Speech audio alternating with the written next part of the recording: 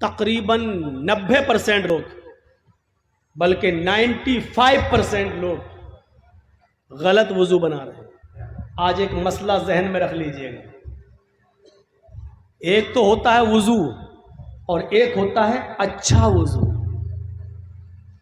اللہ کے نبی صلی اللہ علیہ وسلم نے یہ دونوں باتیں کہہ دی، جس نے وضو بنایا اور اچھا وضو بنایا۔ وضو کہہ دینا کافی تھا، لیکن اچھا وضو یہ کیا ہے؟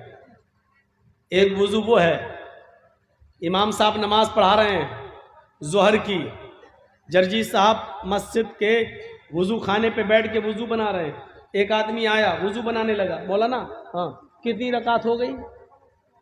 صاحب 2 رکعتیں ہو گئی ہیں۔ 2 ہو گئی؟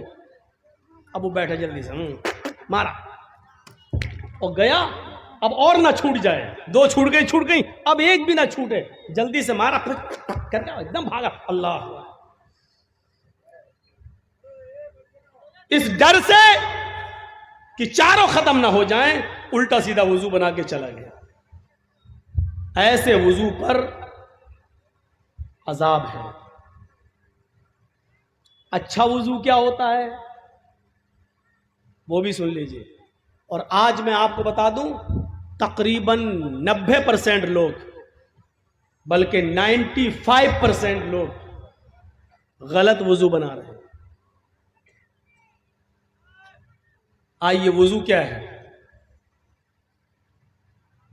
داہنے ہاتھ پر پانی لیجئے، ایک چلو ایسے لوٹا الٹا، اور اس سے پھر آپ اپنے ہاتھوں کو 3 بار دھوئیں گے، اور داہنے ہاتھ کی انگلی کو بائیں ہاتھ کی انگلی میں ایسے ڈالیں گے، پھر یہ ابھی 1 بار ہو گیا، پھر دوبارہ پانی لیجئے، پھر اس کو ایسے ملیے، اور پھر دائیں ہاتھ کی انگلی کو بائیں ہاتھ کے اندر اور بائیں ہاتھ کی انگلیوں کو دائیں ہاتھ کی انگلیوں کے اندر ڈال کے خلال کی، یہ 3 بار۔ اب کیا کرنا ہے؟ پھر ایک چلو پانی لیجئے، آدھا منہ میں اور آدھا ناک میں، اور ناک میں خوب چڑھانا ہے، آدھا منہ میں۔ شروع میں ابھی عادت ڈالو گے تو پورا اندر چلا جائے گا منہ میں، لیکن 2-4 دن کرو گے تو عادت بن جائے گی، کریے۔ آدھا منہ میں اور آدھا ناک میں چڑھائیے۔ اب داہنے ہاتھ کی انگلی سے دانت کو رگڑیے، اور بائیں ہاتھ کی اس انگوٹھے اور اس انگلی کو ناک میں ڈالیے ایسے، پھر انگوٹھے سے یہ نتھنا دبائیے اور ناک جھاڑیے ایسے، میں زور سے نہیں کروں گا نہیں تو یہی نکل جائے گی، ایسے۔ پھر اس انگلی سے یہ پکڑیے، پھر اس کو جھاڑیے، پھر دونوں سے ایسے کر کے ناک کو جھاڑیے، یہ پہلی بار۔ پھر اسی طریقے سے دوسرا لیجئے، آدھا منہ میں آدھا ناک میں۔ معاف کیجئے گا بڑی ہی معذرت کے ساتھ، جو لوگ 3 بار کلا کر کے الگ سے پھر ناک کے لیے 3 بار الگ سے پانی لیتے ہیں، وہ حدیث ضعیف ہے۔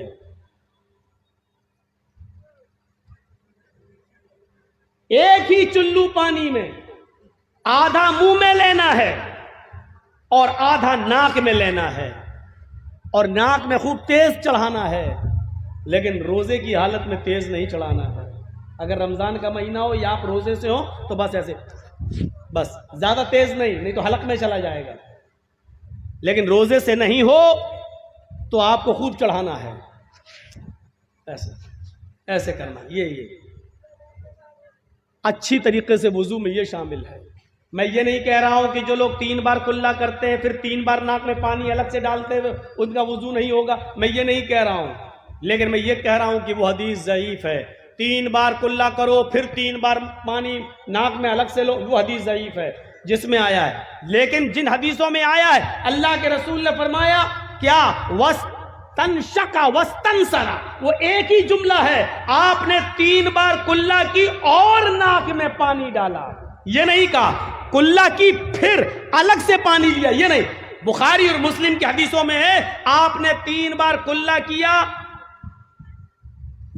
اور ناک میں پانی لیا، یعنی ایک ہی چلو میں 3 بار کلا بھی ہوئی اور آدھے چلو کو ناک میں لے گئے. یہ حدیث صحیح ہے جو بخاری اور مسلم کی ہے. تو جس نے وضو بنایا اور اچھی طریقے سے وضو بنایا.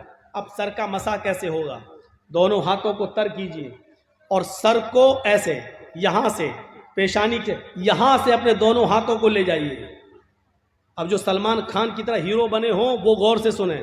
وہ ایسے کر لیتے ہیں تاکہ وہ مانگ خراب نہ ہو جائے.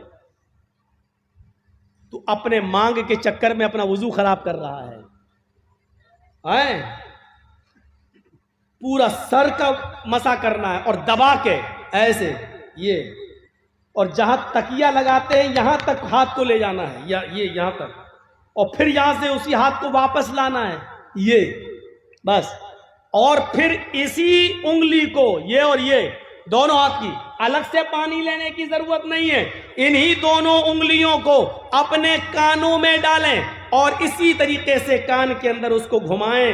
کان کے اندر راستہ خود بنا ہوا ہے. جب آپ انگلی سے ایسے ایسے کرو گے تو آپ کی انگلیاں کان کا راستہ اپنے آپ تلاش کر لیں گی. اور اس طریقے سے یہاں آئیے اور ان دونوں انگوٹھے یہ اس کو لا کر آپ کو یہ کرنا ہے. یہ ہے کان کا سر کا مسح. سر کے مسے کے لیے الگ سے پانی لینے کی جو روایت ہے وہ ضعیف ہے. ایک ہی ہاتھ کے پانی سے سر کا بھی مسح کرنا ہے اور کان میں انگلی بھی ڈالنا ہے. چاہے سر کا مسح کرنے کے بعد انگلی میں پانی رہے یا نہ رہے, لیکن انہی انگلیوں کو کانوں میں ڈال کر آپ کو کان کا مسح کرنا ہے اور دونوں انگوٹھے سے کان کے اوپر حصے پر آپ کو گھمانا ہے. یہ اچھے وضو میں شامل ہے. ما منکم من احد یتوضؤ. ہو گئی آپ کی تقریر کامیاب. اس کے بعد میں ایک بھی لفظ نہ بولوں پھر بھی جلسہ کامیاب اگر آپ نے اس پر عمل کر لیا تو.